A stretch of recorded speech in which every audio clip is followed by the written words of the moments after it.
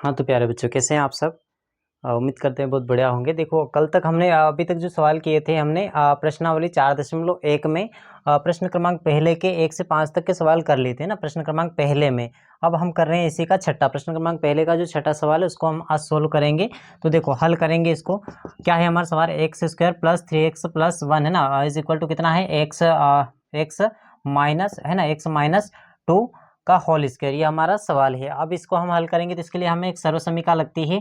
क्या सर्वसमीका है हमारी, a माइनस बी है ना, बराबर क्या हो जाएगा हमारा, ए स्क्वायर माइनस 2ab प्लस का बी स्क्वायर। ये हमारी सर्वसमीका है। ये सर्वसमीका हमें इसमें लगानी पड़ेगी, तभी हमारा सवाल क्या होगा, सोल्व होगा। तो देखो क्या करेंगे, हल करके लिखते हैं। ये यहाँ तक तो हमें सेम लिख देना है। क्या करना है, एक्स स्क्वायर प्लस 3x है ना प्लस 1 बराबर, यहाँ पर देखो इसको हम मान लेते हैं a मान लेते हैं, और इसको क्या मान लेते हैं, b मान लेते हैं। यानी x हमारा क्या हो जाएगा, a हो जाएगा, और ये जो 2 है हमारा क्या हो जाएगा, b हो जाएगा ना। अब इसमें ये मान हमें रखने हैं, किसमें, इस वाले सर्वसमीका में। तो क्या रखेंगे, देखो हम a है या a स्क्वायर है हमारा, तो a स्क्वायर की जगह क्या हो जाएगा हमारा, x का स्क्वायर हो जाएगा। क्या हो जाएगा, x का स्क्वायर। फिर क्या है, माइनस, ये लिख दिया हमने माइनस। अब यहाँ पर क्या है, देखो माइनस के बाद 2 है, तो ये लिख दिया मैंने 2 है ना, 2 लिख दिया। ये रख देते हैं कोष्टक में, क्या रख दिया, 2। अब देखो बीच में कुछ नहीं, यानी कि ये गुणे में है, सबका में है गुणे में, तो गुणे में क्या लगा देंगे हम, ए का मान हमने ए क्या है हमारा, 1 हो जाएगा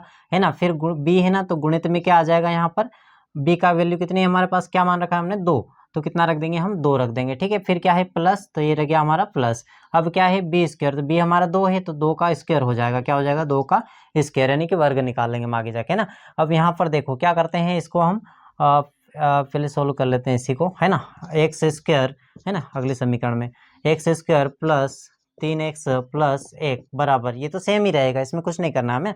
इसमें देखो एक्स स्क्वायर भी ऐसा कैसा माइनस, ये माइनस हमारा, यहाँ से ये सब गुणे में है ना, तो इनको क्या कर लेते हैं हम, गुणा कर देते हैं सबके बीच में ना। तो 2 में गुणा करेंगे, कितने हो जाएंगे, 4, और 1 से है तो है ये हमारा है ना, तो कितने हो जाएंगे, 4x हो जाएंगे। ठीक है, फिर यहाँ पर कितना है हमारा, प्लस है, तो ये लिख दिया हमने प्लस। ठीक है, यहाँ पर प्लस 2 का कितना है, 2 का वर्ग है, तो 2 का वर्ग हम क्या करेंगे, 2 का वर्ग निकाल लेंगे। तो 2 का वर्ग कितना होता है हमारा, 4 होता है, तो हमने लिख दिया 4।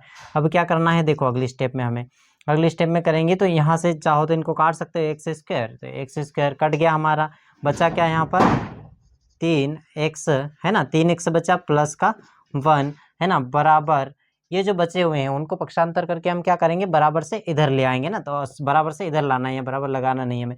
तो बराबर से इधर इस 4 बराबर से उधर प्लस के हैं, सॉरी माइनस के है ना, तो बराबर से इधर आएंगे, प्लस के कितने हो जाएंगे हमारे, 4x है ना।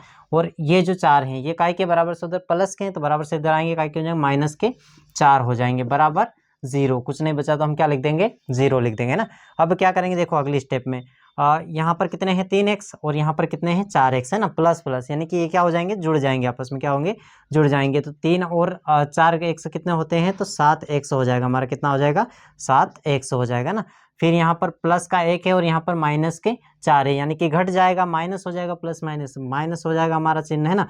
और क्या आ जाएंगे, 4 में से हम 1 को घटा लेंगे, तो कितना आ जाएगा हमारे यहाँ पर 3 आ जाएगा। ठीक है, बराबर 0 है ना। अब देखो यहाँ पर इस 7x माइनस 3, इस 7x की अधिकतम घात 2 नहीं आई, तो यह हमारी समीकरण क्या नहीं है, द्विघात समीकरण नहीं है। तो अतः करके हम लिख सकते हैं, अतः दी गई समीकरण क्या है, 7x माइनस 3 बराबर है ना 3 द्विघात